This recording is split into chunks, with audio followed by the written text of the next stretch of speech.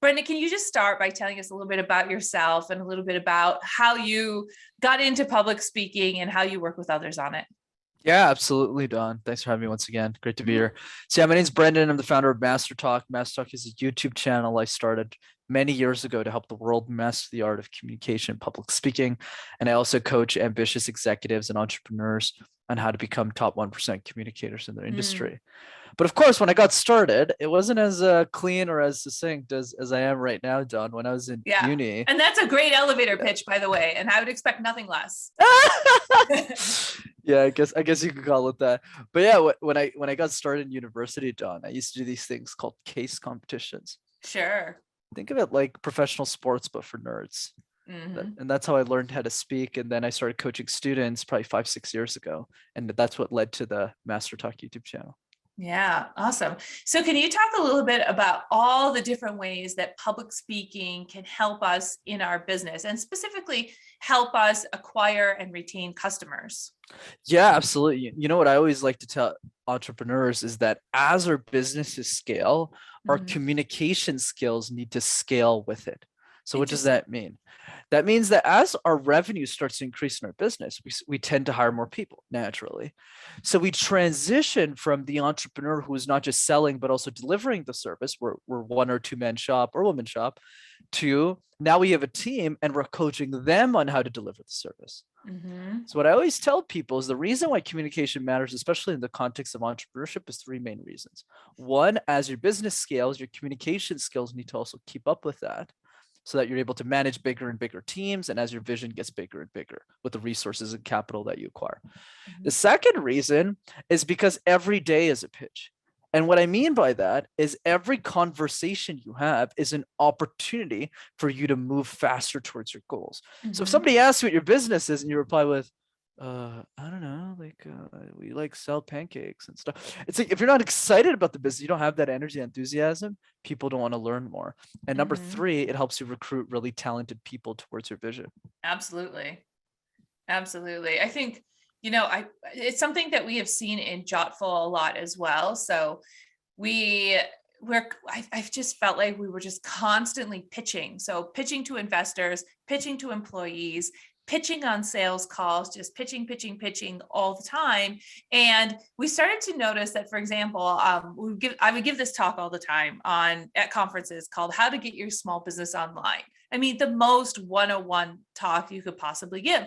But every time I would give the talk, we would get a few customers, they would order websites from us. And we thought, well, this is really interesting. I wonder if we could turn that talk into something that we do virtually. And eventually we ended up packaging it up as a video that we now run as an ad. And I think it's hilarious that this transition from these individual pitches on sales calls to a presentation on a stage, which is a little bit more formal, to now what is really feeling more like acting.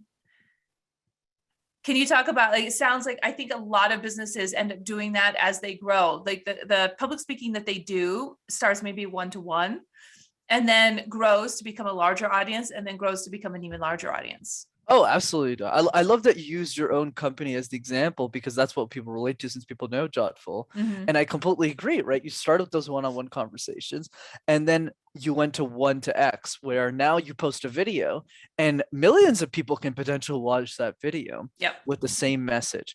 And that's really the power of communication is it allows us to amplify our vision, to amplify our mission, to amplify our ideas so that it reaches more people.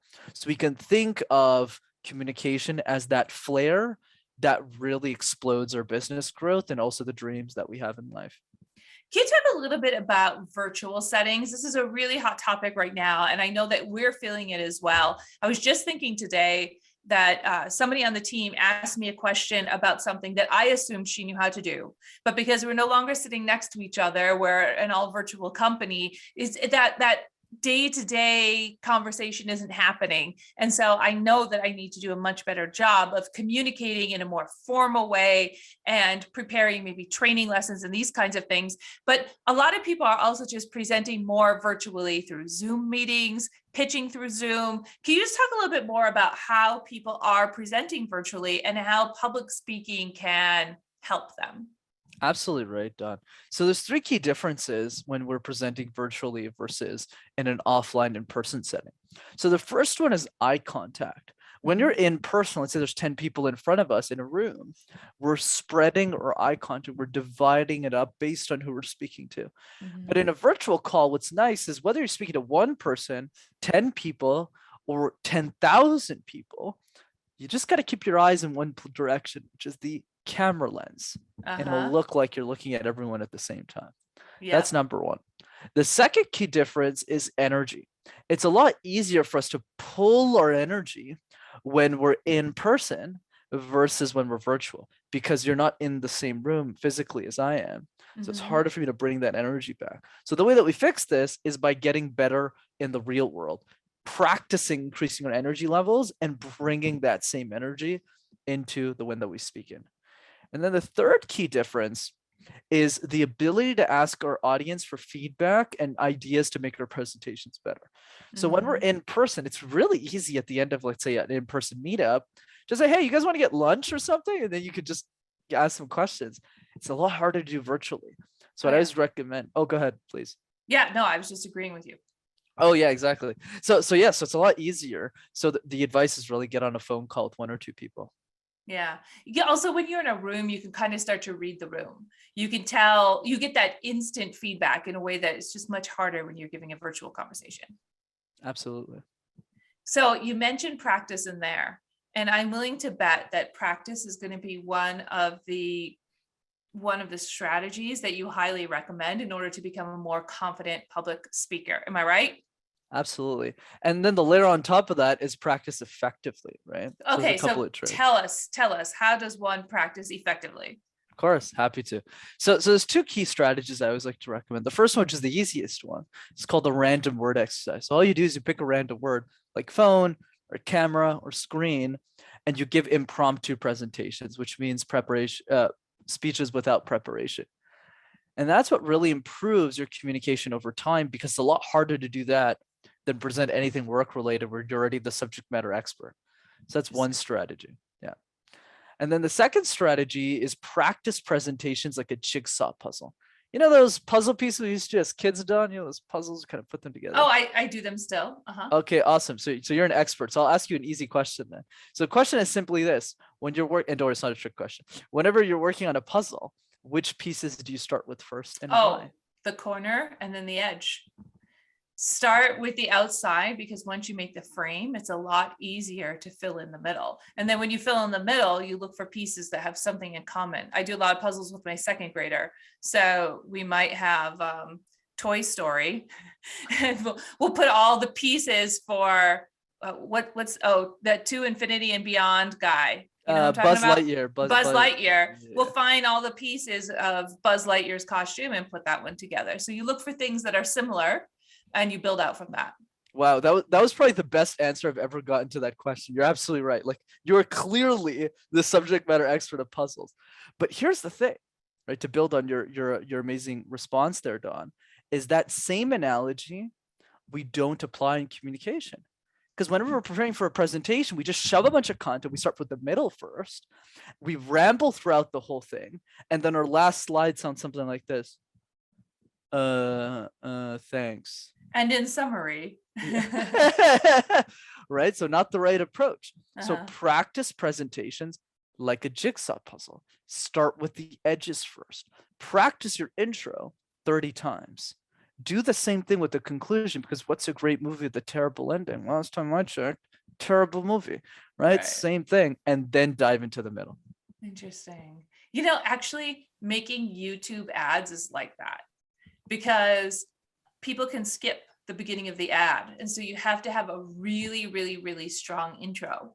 And then you want to have a strong outro because the minute your voice starts to dive and people start to sense that the video is ending, they will leave the video, but you need them to stay all the way to the call to action at the end. So I think your advice is really, really applicable to that particular format. Oh, thank you. I appreciate it. Um, one thing you haven't talked about is memorization versus reading off of a script. And in some applications, does it make sense to read off of a script as opposed to what you kind of described, which is much more, I assume, memorization if it's practice? Yeah, the way that I think about this, Don, I'm definitely not a fan of memorization in general because it stresses us out for Oh, reasons that, right, we yeah. don't need it, right? So so the way that I see it instead is do the random word exercise to make yourself comfortable in the unknown. That's really what Mhm. that exercise is meant for you to do. Because if you talk about avocados for 45 seconds, pretty much has nothing to do with our businesses, unless there's an avocado farmer in the room. In that case, I'm sorry, but Uh-huh. for for most cases, it's not related. So when we go back into our businesses, we're a lot more comfortable speaking without a script, speaking without preparation.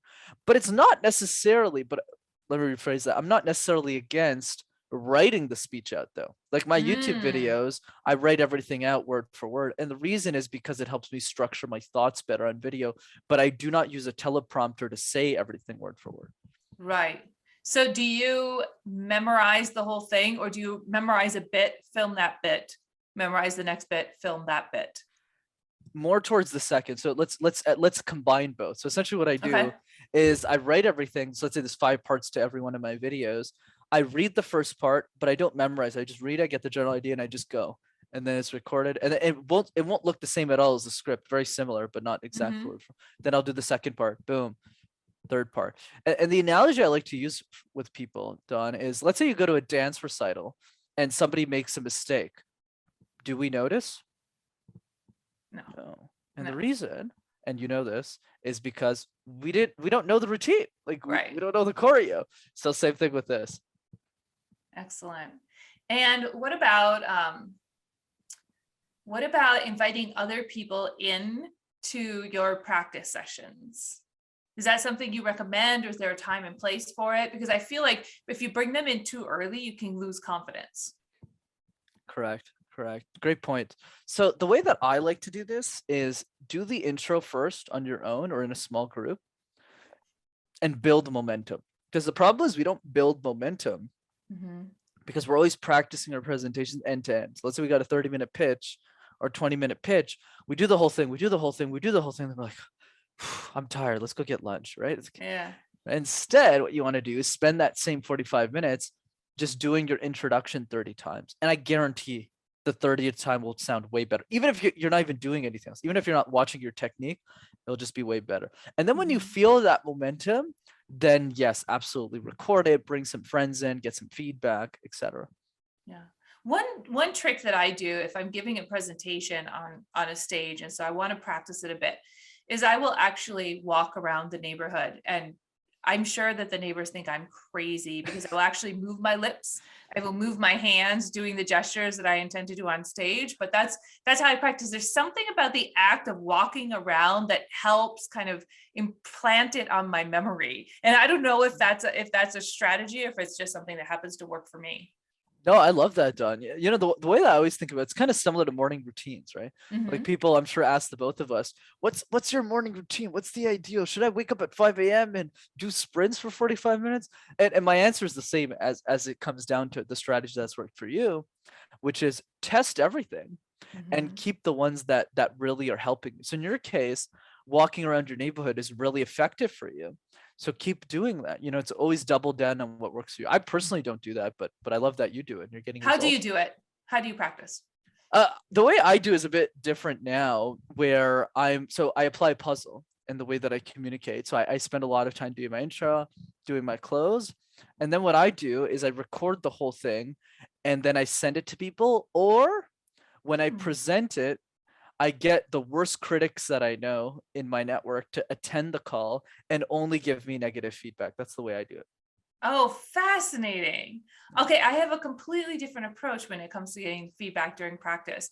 I invite my colleague who sees all of these and has seen me practice. And so she knows that it's going to sound like crap in practice. So the bar, I know that the bar is lower. She knows it's going to sound like crap. But then afterwards, she gives me the confidence where she always says, but I know you're going to sort this out and kill it when you actually do the event. Right. And so I get sort of the benefit of getting the feedback from her in a way that is confidence building in Hmm. preparation for the actual event. Yeah, I love that strategy too. I definitely feel it works. I guess it depends who you are, right? And how Mhm. you take feedback, but I definitely feel your approach is just as good. And I definitely do that at the beginning. You don't want to break people's confidence up too early, but definitely Yeah. build it up over time. It sounds like your strategies have evolved over time as you become a more confident and accomplished public speaker. Would you say that's accurate? Maybe in the beginning you scripted everything out and you were more careful and now you can wing it a little? Yeah, absolutely. And that's why, for us, the first exercise we always start with for people is not even building a speech. We Mhm. just go do the random word exercise 100 times, literally, and you don't get rewarded on how well you do it. You get rewarded on how many times you do it. That's it. Mhm. So if somebody does it 50 times, we go, woo. And if somebody does it 5 times, we go, I think you need to do a bit more times. And then over time, they get more confident. So then they get to a place where when they get to the presentation, they're more open to points of improvement. Yeah, I mean, there's something to be said for taking as many opportunities as you can to do public speaking, because then when you have a bigger event or a bigger opportunity that comes up, you're a little bit less nervous because you've done so many more and you've taken all of those baby steps. All of them serve as practice sessions for that larger one, that bigger opportunity down the road. Absolutely right. Completely agree with you. Awesome. So is there anything else before we open it up? Is there anything else you'd like to add, Brendan? Yeah, and it builds really well on what you said, Dawn, because a lot Uh-huh. of your shares are really focused on, how can we bring more positivity to communication? How can we make this more fun? Mm-hmm. And I have the same approach to, the way that I think about it is a lot of communication is really negative. We always talk about the fear, the stress. So how do we change that mindset? The way that we do this is through a question I like to ask people. And this is something everyone can reflect on. And the question is, how would your life change if you were an exceptional communicator? Start I love it. thinking about that question, because that's Yeah. what really helps you build momentum and say, okay, that's why I want to get better as a communicator. And it'll give you the motivation to get better. Oh, that's so great to just really be thinking about the goal and why you're doing this in the first place. I love it. Absolutely. Well, that's a wrap. If you enjoyed this episode of Marketing Made Easy, please subscribe to Jottful's YouTube channel. That's JOTTFUL. That way, you'll never miss an episode. We'll meet you on the next one.